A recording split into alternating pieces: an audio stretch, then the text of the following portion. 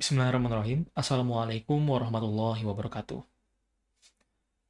Pada kali ini, kami dari kelompok Educational Informatics akan mempresentasikan hasil tinjauan literatur kami dengan topik data science untuk prediksi dropout siswa dalam pendidikan global. Nah, mengapa topik ini penting? Jadi karena putus sekolah atau dropout itu bukan lagi sekedar masalah sosiologis, melainkan telah berkembang menjadi domain computational data science. Dalam presentasi kali ini, kami akan membedah bagaimana 5 negara berbeda menggunakan pendekatan data science yang unik untuk menyelamatkan masa depan siswa mereka. Sebelum kita menyelami materinya, izinkan saya dan rekan saya memperkenalkan diri. Jadi, saya Muhammad Syifaridoni dan rekan saya adalah Tariq Mukhlisin. Kami berdua telah menganalisis kelima jurnal tersebut dan menyusun sintesis ini agar mudah dipahami. Basis dari presentasi kami hari ini adalah meta-analisis dari 5 jurnal pivotal yang mewakili state of the art prediksi dropout saat ini. Kami memilih 5 jurnal ini karena mewakili konteks geografis dan tantangan data yang sangat kontras. Pertama dari Korea Selatan tahun 2019 yang mewakili infrastruktur data yang sudah matang. Yang kedua dari Italia tahun 2024 yang membahas kompleksitas universitas di Eropa.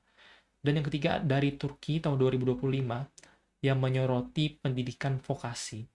Dan keempat itu dari Amerika Serikat tahun 2024 yang fokus pada analisis temporal jangka panjang. Dan yang kelima adalah dari Tanzania tahun 2022 yang mewakili tantangan di negara berkembang. Keberagaman ini kami rasa sangat penting agar tidak terpaku pada satu solusi saja. Sebagai gambaran besar dari hasil review kami, ada beberapa narasi utama yang muncul. Pertama, telah terjadi pergeseran paradigma.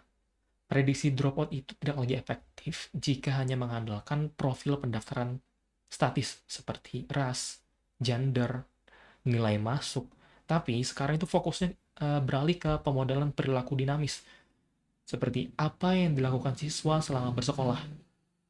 Nah, kedua, kami menemukan bahwa pilihan algoritma, apakah itu random forest, deep learning, atau lainnya, itu bukanlah soal preferensi si peneliti, melainkan respon teknis terhadap patologi datanya itu sendiri, atau masalah spesifik pada data di wilayah tersebut. Jadi nanti kita akan melihat bagaimana small data di Turki membutuhkan penanganan yang berbeda dibandingkan big data di Tanzania. Mari kita masuk ke kasus pertama, yaitu di Turki. Tantangan small data versus big data. Saya akan mulai dari studi ini. Ini dilakukan di sekolah di Turki, sekolah vokasi atau SMK di Istanbul. Konteks sosialnya itu saya kira penting. Siswa vokasi di sana seringkali berasal dari latar belakang kurang mampu dan menghadapi stigma sosial. Masalahnya, teknisnya itu sangat rumit, datanya sangat sedikit. Hanya ada 220 siswa. Jadi hasil survei manual itu ada imbalance data dengan rasio 1:8 yang mengakibatkan model machine learning yang standar itu mengalami kegagalan fungsi yang total. Model tersebut memprediksi tidak ada yang drop out dan secara matematis akurasinya tetap tinggi. Tapi recall-nya 0, artinya tidak ada satupun siswa yang berisiko terdeteksi. Solusinya adalah intervensi algoritma menggunakan small t. Sederhananya, algoritma ini menciptakan siswa tiruan atau sintetis secara matematis di antara data dropout yang ada, jadi menyeimbangkan datanya. Setelah menggunakan small t, pada model decision tree, kemampuan deteksi recall melonjak dari 0% menjadi 85%. Selanjutnya itu ada di kasus kedua, yaitu di Tanzania. Tepatnya di Tanzania, di sini masalahnya itu berbalik. Jika di Turki kekurangan data, di Tanzania ini kebanjiran data. Mereka menggunakan repositori data nasional yang mencakup Tanzania, Uganda, dan Kenya dengan total lebih dari 385.000 data dengan noise. Mencari kombinasi setelan model atau hyperparameter secara manual di sini ibarat mencari jarum di tumpukan jerami. Manusia bisa lelah kalau mencari secara manual dengan data sebanyak itu.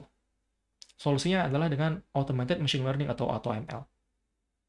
Jadi penelitinya itu membiarkan komputer melakukan grid search untuk menguji ribuan permutasi secara otomatis, dan hasilnya itu akurasi model decision tree-nya melonjak jadi 99,8%.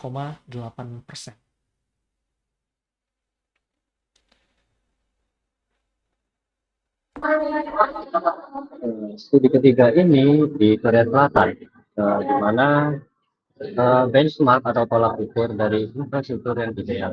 Berbeda dengan Turki di sebelumnya maupun di Tanzania, data di Korea ini bersifat NAIS atau National Education Information System yang terintegrasi penuh.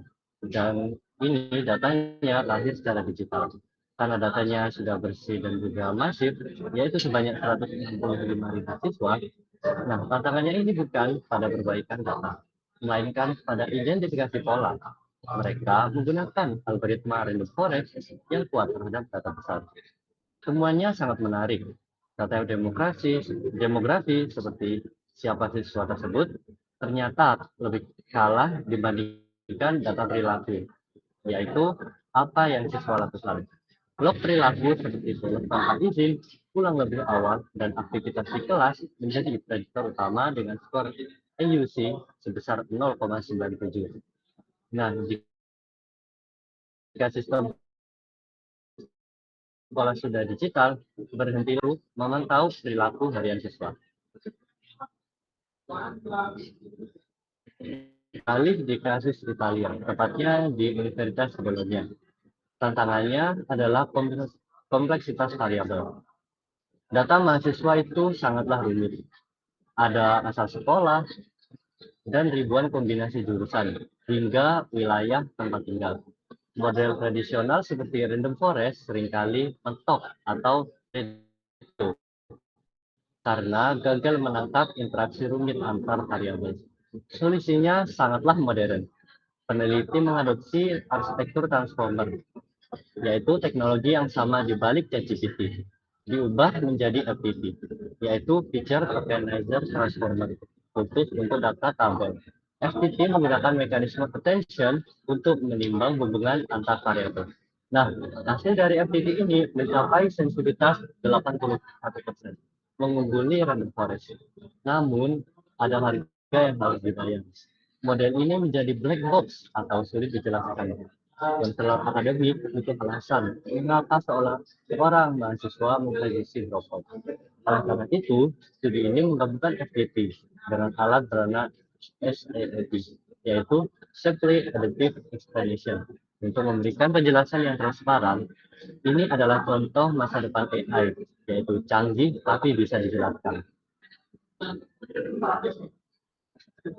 Nah, kasus terakhir ini berasal dari Amerika Serikat, tepatnya di UC Irvine, yang menggunakan data longitudinal selama 12 tahun. Temuan ini paling krusial, yaitu konsep predictive decay, atau keseluruhan dari prediksi. Banyak institusi hanya menggunakan nilai SMA atau skor SAT saat masuk untuk prediksi kesuksesan. Studi ini membuktikan bahwa data tersebut masih dengan cepat. Nah, bisa diperhatikan evolusinya saat masuk, di mana T sama dengan 0, nilai SMA dominan. Di tahun ke-1 atau T sama dengan 3, nilai kuliah atau IPK menggeser nilai SMA. Bahkan di tahun kedua, di mana T sama dengan 6, perilaku pendaftaran, yaitu apakah mahasiswa mengambil SKS penuh atau tidak, menjadi indikator nomor 1. Dan itu mengalahkan ini. Nah, implikasinya ini sangatlah besar. Memprediksi dropout di akhir tahun kedua ternyata 20% lebih akurat dibandingkan memprediksi saat pendaftaran awal. Hal ini mengajarkan untuk tidak bergantung pada data lama.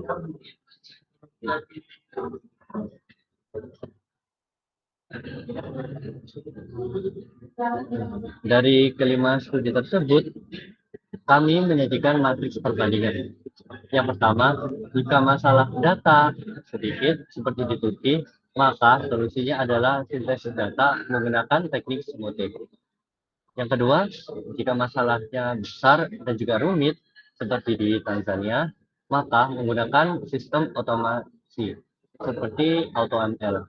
Yang ketiga, jika infrastruktur sudah mapan seperti di Korea, maka fokus pada data perilaku.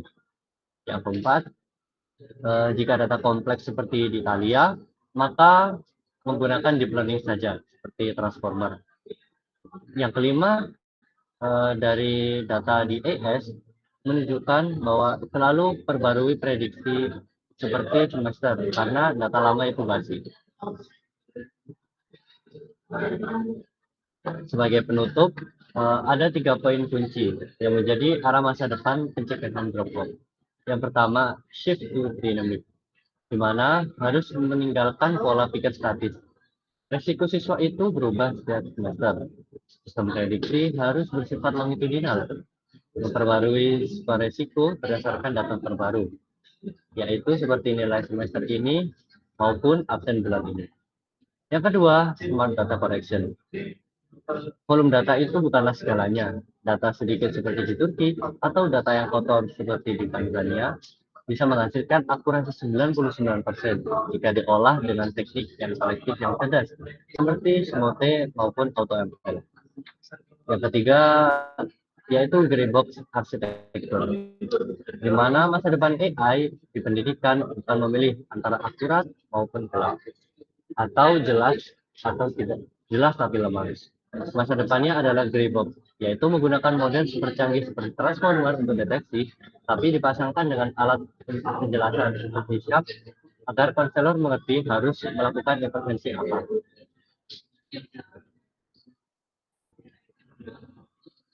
Demikian presentasi dari kami mengenai studi review literatur data science untuk prediksi dropout siswa. Kami berharap wawasan dari berbagai negara ini bisa menjadi referensi bagi pertimbangan sistem pendidikan di masa depan.